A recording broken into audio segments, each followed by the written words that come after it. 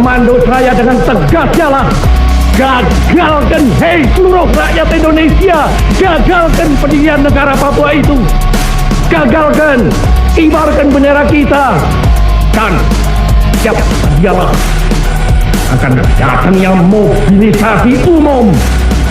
Mobilisasi umum yang mengenai seluruh rakyat Indonesia untuk membebaskan Irian Barat sama sekali daripada cengkraman imperialisme Belanda.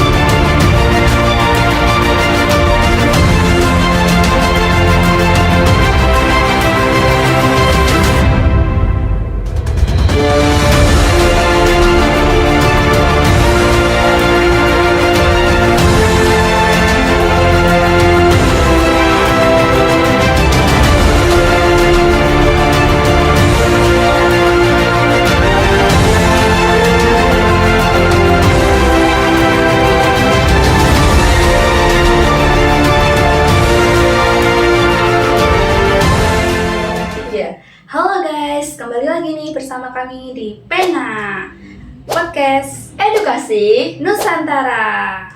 Nah, balik lagi nih bersama saya Firzana Kamila Putri dan rekan saya Inani Tobatana Suha.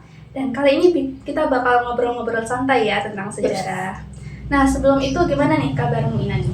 Alhamdulillah baik banget sih. Kamu gimana? Alhamdulillah baik juga. Pagi hari ini masih semangat banget ya buat ngobrol tentang sejarah. Yaps, masih baik-baik gini sih, seru ya. Iya, benar. Oke, jadi kali ini kita bakal bahas momen sejarah Indonesia yang penting banget nih buat diingat. Apa itu? Trikora, Tri Komando Rakyat. Benar banget. Momen ketika Soekarno tuh literally bilang ke seluruh Indonesia, gaskeun gitu. Oke, jadi tahu gak sih guys apa itu arti Trikora? Apa sih Firzana?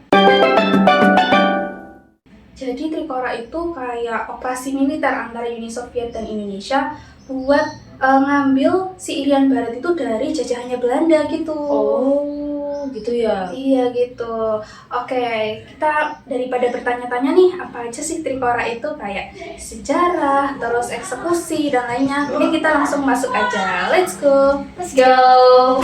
Oke, jadi kita bakal masuk ke pembahasan pertama nih dari latar belakang. Nah, apa sih latar belakangnya Trikora itu terbentuk? Kan pada 19 Desember 1961, si Soekarno itu berpidato nih di alun-alun utara Yogyakarta tentang Trikora. Nah, kenapa dia itu tiba-tiba berpidato? Apa dia lagi bad mood atau gimana? Enggak dong, jadi gini, setelah 1949, Indonesia kan udah diakui nih kemerdekaannya. Tapi Belanda tuh masih nge-keep Irian Barat gitu loh. Kayak kamu yang nyimpan di mantan kamu walaupun udah putus. Gitu ya, oke. Jadi selanjutnya nih, kenapa sih Irian Barat tuh dianggap penting banget sama Indonesia? Nah, jadi ginilah, Soekarno kan kesel lah ya kan, karena ini wilayahku gitu kan, kok masih diambil gitu loh, sama diperintihin sama mereka gitu iya, kan. benar. Nah itu yang membuat awal munculnya Trikora. Terus pertanyaan kamu, kenapa sih tadi Trikora? Trikora penting banget ya kan. Iya, benar, Nah benar. ini tuh puzzle terakhir Indonesia gitu loh. Jadi Trikora nih yang digunakan untuk melindungi Irian Barat gitu loh. Iya, oke. Ya kan.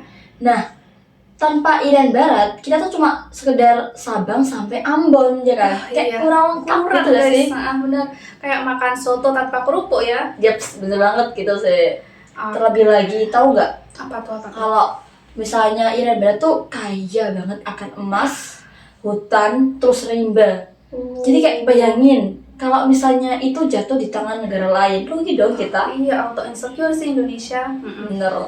Oke, kita lanjut ke pembahasan selanjutnya ya. Jadi kenapa sih, gimana sih reaksi Belanda waktu ada Trikora ini? Dia kan sadar gak sih dia tuh udah bikin suasana Indonesia tuh makin panas. Padahal kan dia udah jajah Indonesia selama 350 tahun ya, tapi gak puas-puas dia. Bener sih. Sebenarnya Belanda tuh sadar banget sih, dia tuh malah ngeyel gitu loh. Malahan dia itu udah nyiapin negara boneka Papua. Waduh. Kayak misal mereka tuh mikir kayak kalau misalnya kalian nggak mau ya udah kita bikin negara baru aja gitu. Oh, serem banget ya guys ya, kayak kolonialisme part 2 nih. Bener, makanya Soekarno tuh ngegas banget kalau ini tuh line-nya yang nggak boleh harus yang nggak kayak misal ini tuh line yang nggak boleh dilewatin gitu. Oke. Sekarang kita lanjut guys. Jadi aku penasaran nih. Trikora itu dari tadi kita sebut-sebut kan namanya, sebenarnya apa sih isi Trikora itu? Ada 3 ya kalau nggak salah. Bener. Jadi 3 poin utama Trikora tuh ada yang pertama, gagalkan negara bentukan Belanda, negara Papua itu tadi kan. Nah, terus yang kedua ini kibarkan merah putih di Irian Barat. Terus yang ketiga, siapkan mobilisasi umum. Oke. Selanjutnya ada reaksi rakyat waktu itu gimana? Waktu itu kayak Indonesia. Mereka tuh pada campur aduk sih. Ada yang udah nyiapin latihan militer buat sukarelawan, ya kan? Radio-radio itu pada nonstop buat nyiarin pidato ke Soekarno. Terus seniman-seniman itu pada bikin poster-poster heroik.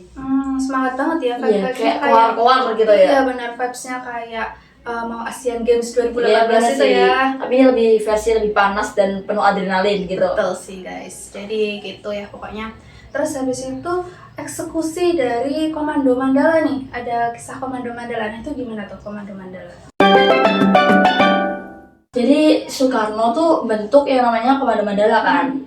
Nah pimpinannya itu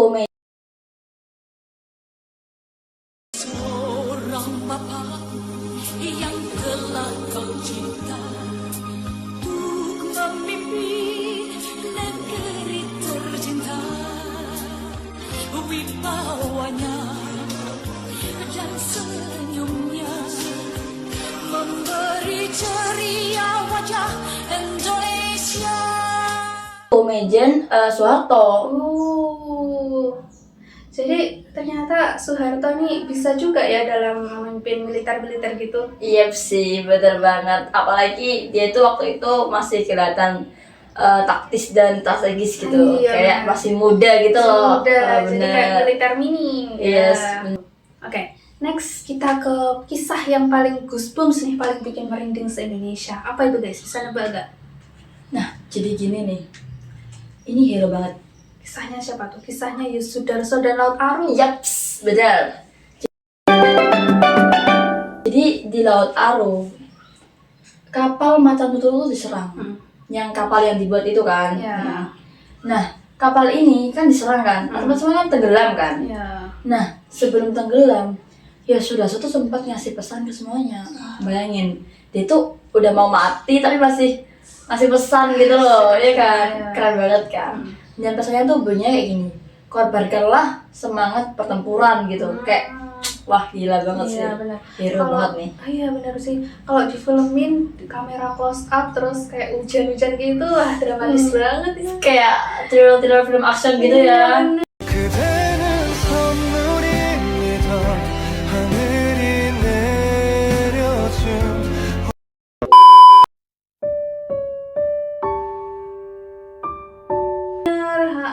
Terus habis itu selanjutnya pastinya perjuangan dari rakyat Indonesia tuh nggak cuma fisik aja kan, pastinya ada diplomasinya. Nah itu kayak gimana tuh diplomasi internasionalnya?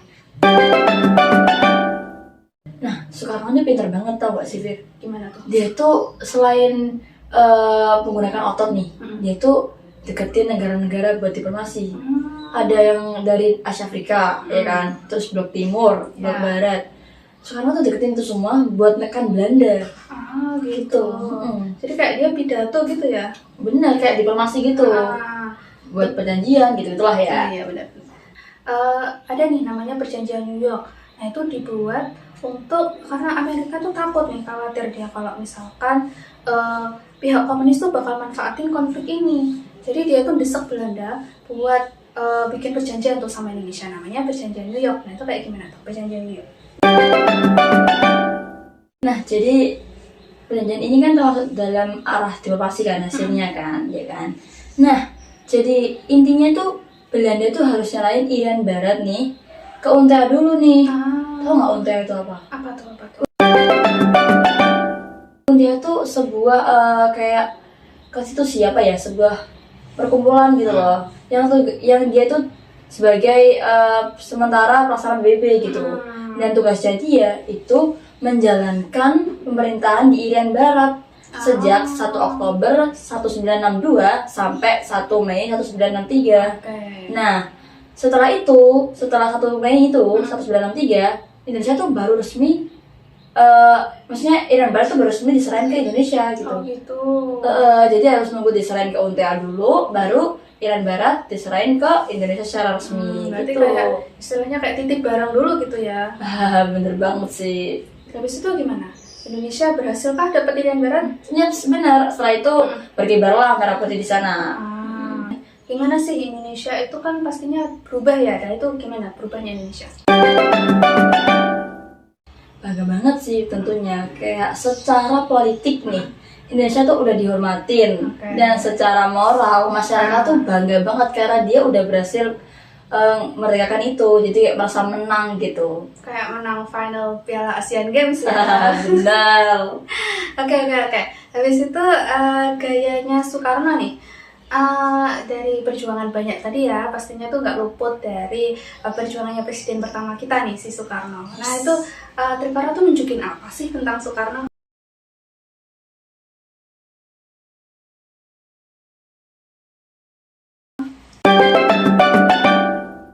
Karismatik parah sih kataku. Kayak dia itu bisa tahu kapan dia itu harus keras, harus lembut gitu kan. Dan paling gilanya apa coba? Apa tuh? Dia tuh bisa gerakin jutaan orang tuh lewat kata doang. Berarti dia pintar pidato ya? Bener. Oke. Terus habis itu reaksi dunia internasional waktu tahu Indonesia tuh berhasil merebut Irian Barat tuh kayak gimana? Campur-campur sih. Blok Barat nih ya, dia tuh takut Indonesia tuh makin dekat sama Uni Soviet. Ya. Terus Asia Afrika itu tepuk tangan karena dianggap Indonesia tuh udah bisa berhasil melawan kolonialisme Belanda gitu loh. Keren banget. Terus yang lain itu pada kayak sepakat kalau misalnya Indonesia tuh negara yang nggak gampang buat diserahin. Kayak no underestimate gitu loh. Iya sih benar. Meskipun Indonesia itu kecil ya, tapi dia itu mampu melawan gitu ya. Dia semangatnya gede banget. Bener sih, setuju banget. Oke, selanjutnya yaitu dari sisi rakyat biasa nih. Rakyat biasa waktu itu gimana reaksinya? Ini tuh mereka tuh kayak lebih ke semangat banget sih. Karena walaupun mereka tuh miskin ya, dulu kan miskin ya, maaf ya. Benar. Tapi dia tuh bener-bener kayak ada yang rela nyumbang beras, uang receh gitu, tenaga buat ya semua persatuan lah kayak gitu. Jadi emang perjuangannya buat bareng-bareng gitu ya. Bener, semangat banget sih mereka. Oke. Nah selanjutnya udah habis nih kayaknya topik kita hari ini. Jadi apa sih yang bisa diambil dari semua udah kita bahas tadi? Pelajaran apa yang bisa diambil? Menurut aku sih, aku bakal bilang persatuan itu penting ya teman-teman. Dan semuanya yang lihat ini di rumah, karena jangan sampai kita tuh gampang terpecah belah gara-gara perbedaan selera, K-pop, idol atau yang lain gitu kan. Pokoknya kalian tuh nggak cuma harus melawan dengan otot, tapi diplomasi itu juga penting teman-teman gitu. Kayak nggak harus ngegas doang gitu kan. Tapi pokoknya dilakuin dengan semangat gitu ya. Benar.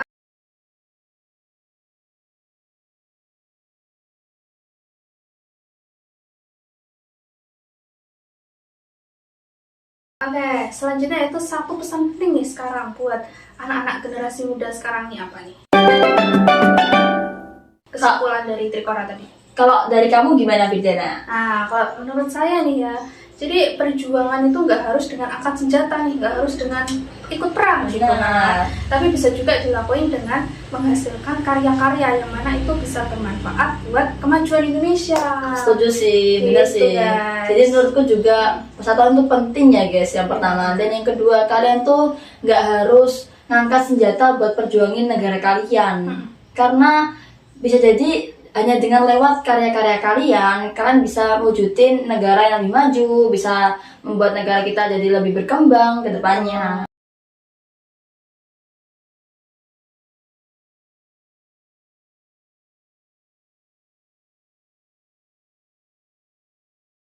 Oke, nah sepertinya pembahasan kita udah selesai ya dari panjang lebar tadi itu. Oke, nah udah selesai. Oke, kita tutup. Terima kasih sudah menonton kita. Terus habis itu mohon maaf apabila kita ada salah dari tadi, salah kata, dan terima kasih. Jangan lupa like, subscribe, dan Dan follow. komen, jangan lupa ya guys, Jangan lupa. dukung channel ini yaitu Pena. Sampai jumpa kembali dengan Pena Podcast Edukasi Nusantara. Bye-bye. Oh nih, ada dampak nasional Indonesia tuh bakal berubah ya mestinya karena ada hal itu. Kayak gimana tuh berubahnya Indonesia?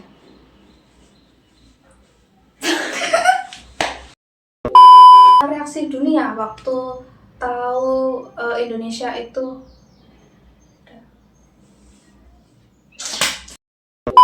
Jadi semakin banyak kawan kan bisa kayak ditekan gitu iya ya. sih, benar banget. Oke. Habis itu sebentar. Bye.